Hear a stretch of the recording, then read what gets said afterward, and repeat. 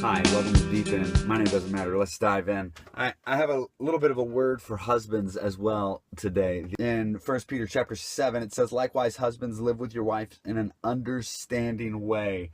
I know a lot of men who love activities, and this is what they tend to do. They tend to immerse themselves in this activity so much that they know it inside and out. I know men who love to fish so much that they actually study professional fishermen. They can tell you their names, and they can tell you how many they caught and what competitions they're in and what kind of boats they drive and what kind of lures and fishing rods are used. I know men who love sports so much that they can tell you the history of the sport that they are obsessed with at the moment. And they can tell you the background of the point guard on the national team, and they can tell you every position on the floor. They can tell you where the lead player played that sport in middle school. It's absurd. We have no excuse, right?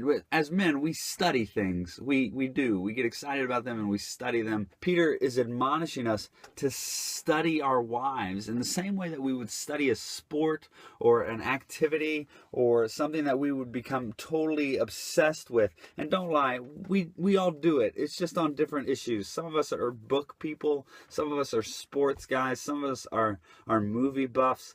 But we all do this. We all study things in order to know them fully so that when we talk about them, our minds and our hearts explode with knowledge that has been produced. This is the same idea that's being espoused here. Husbands, live with your wives in an understanding way. The word is a knowing way, as if you know them from top to bottom, bottom to top, inside and out. You know everything about them. You know what makes them tick, what makes them sing, what makes them laugh. You know these things, and you study your wife in such a way that we would know them the same way God knows us.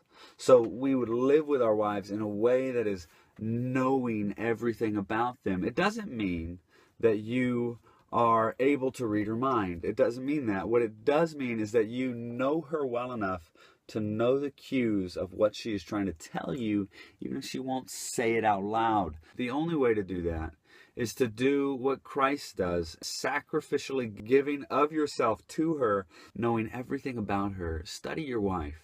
Study your wife. Remember that your example is Christ, and he knows how many hairs are on your head, and he knows what you did yesterday, and he knows what you're doing tomorrow, and he has your schedule mapped out, and he knows how you're going to react when you're upset with something, and he knows everything about you, and he takes the time to study more and more about you as you grow, walking alongside you in your growth process and encouraging you. So in the same way, live with your wives like that.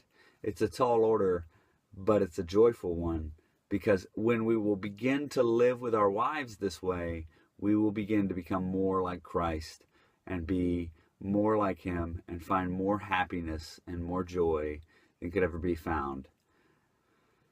Thanks for joining me, Deep End. Now go get to work.